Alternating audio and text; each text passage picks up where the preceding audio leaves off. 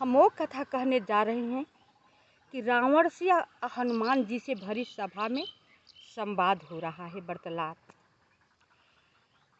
भरी सभा दरबार में हनुमान जी जाते हैं तो रावण डांट कर हनुमान जी से कहते हैं कि अरे दुष्ट नीच, तू किसके बल पर इतना तहलका मचा रखा है। सारे भगवान को उजाड़ दिया, तोड़ दिया, राक्षसों को मार दिया, मेरे बेटे को अक्षय कुमार को मार दिया। क्या तुम मुझे नहीं जानते हो? कि हाँ, गंभीर स्वर में हनुमान जी बोले, मैं जानता हूँ, लेकिन ये भी जान लो मैं किसका दूत हूँ। जो प्रभु श्री राम जी पूरा प्रकृति के आश्रय देने वाले हैं। सब देवता उन्हीं के इशारे पर अपना वेश बदलते हैं। ब्रह्मा महेश वो भी कितने मरते हैं, कितना जिंदा होते हैं। काल के महाकाल है वो उनके इशारे से भी काल अपना काम करता है। मैं वो श्री राम का दूत हूँ। क्या तुम भूल गए? जनकपुर धनुष यज्ञ में तुम भी गए थे, तुमसे धनुष हिला तक नहीं। वो प्रभु श्री राम जी तिनके के साथ धनुष को तोड़कर नौखंड कर दिए। वो श्री राम जी का मैं दूत हूँ। तुम भूले हो, भूल सकते हो, वो तुझे नहीं भूले हैं। उनके न रहने पर वेश बदल करके उनकी धर्म पत्नी को अपहरण करके आ गए और वीर बन रहे हो, वो नहीं भूले हैं। त्रिशिरा को 14,000 सेना को एक ही साथ में, एक अकेले एक ही बार में मारकर समाप्त कर दिए। क्या उन्हें तुम भूल गए हो?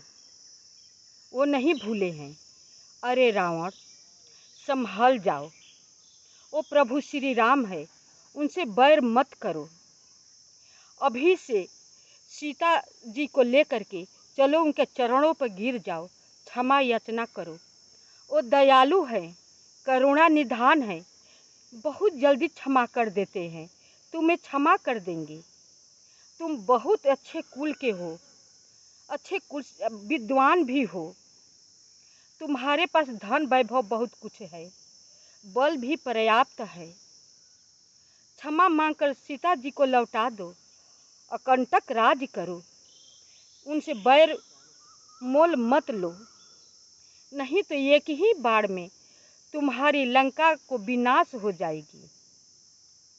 इस पर रावण गुस्सा हो जाता है और कहता है राक्षसों से, मारो इसे, मारो।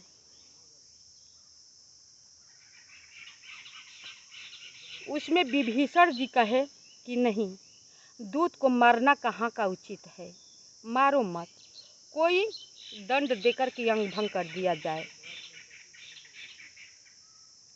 यह बात सुनकर के देवता लोग मन ही मन खुश हो रहे थे।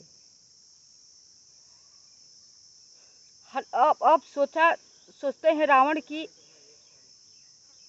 बंदर के ममता अधिक पूंछ पर होती है, इनकी पूंछ जला दी जाए। तो क्या होता है कि सारा कपड़ा लपेटे जाने लगे राक्षस, पूंछ बढ़ने लगी, पूंछ बढ़ने लगी, पूरा लंका का कपड़ा लग गया, कपड़ा समाप्त हो गया, मट्टी का तेल समाप्त हो गया, मट्टी के तेल में भिगोया गया, समाप्त हो गया। अब राक्षस सब मिलकर ताली बजाने लगे और उन्हें नगर में घुमाने लगे।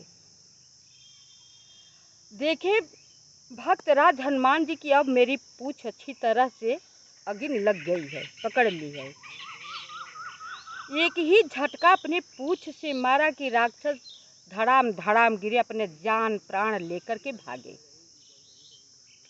अब तुरंत कूद पड़े लंका पे। बहुत सारे लंका जलाने लगे, कूद कूद करके जलाने लगे। हाहाकार मच गया, बचाओ बचाओ। सब अपना बाल बच्चा लेकर के, सामान वगैरह जितना जिसको आया सब बचा कर भागने लगा। लेकिन लंका के जितना ही जलाते गए उतना ही चमकने लगा। अब हनुमान जी बड़ा सोचे पड़े कि अब क्या किया जाए, ये तो जलने की जगह और चमक रहा है। फिर बहुत से सारे कुछ यंत्र का सब यंत्र जला दिए, अस्त्र शस्त्र का जो भंडार था वो भी जला दिए, धोखा देने वाला महल था वो भी जला दिए। अब लंका नहीं जल रहा था। ऐसे सोच ही रहे थे कि उनका एकाएक पैर एक दीवार पर पड़ी, दीवार जो है टूट गई। उसी मकान में से शनिदेव थे।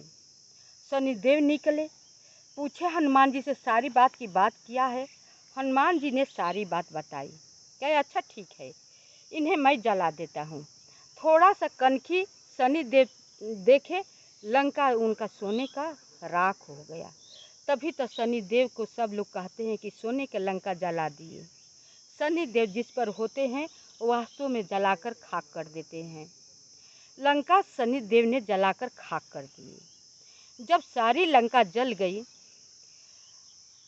शनिदेव भी बंदी थे, छुटकारा हो गए। शनिदेव हनुमान जी से कहे कि मुझसे वरदान मांग लो, तो बहुत उपकार किए हो। हनुमान जी बोले कि क्या वरदान देना या लेना है? जो मेरा भक्त है उनके पास तुम अपना प्रभाव मत डालना, बस यही कहना है। जो मेरा भक्त होगा तुम उसे उन्हें मत सताना। कहे शनिदेव ठीक है, मैं उनके ऊपर नहीं जाऊंगा। तो जो हनुमान जी के भक्त होते हैं ना, उनके ऊपर शनिदेव का प्रकोप नहीं होता है। जब सारी लंका जल जाती है तब हनुमान जी समुद्र में कूद करके अपना पूँछ बुझाए और सीता माता के यहाँ प्रणाम करके चूड़ामणि ले करके इतना जोर के चलते समय गर्जना किए, इतना जोर का गर्जना किए कि जितनी लंका में राक्षसियाँ गर्भवती थी उनका गर्भ सब गिर गया हनुमान जी के गर्जना से। अब चल दिए। तो कथा यहीं पर हम विसर्जन करते हैं। मेरी कथा को आप सब ध्यानपूर्वक सुनिए और लाइक सब्सक्राइब अवश्य कीजिएगा, कमेंट भी कीजिएगा।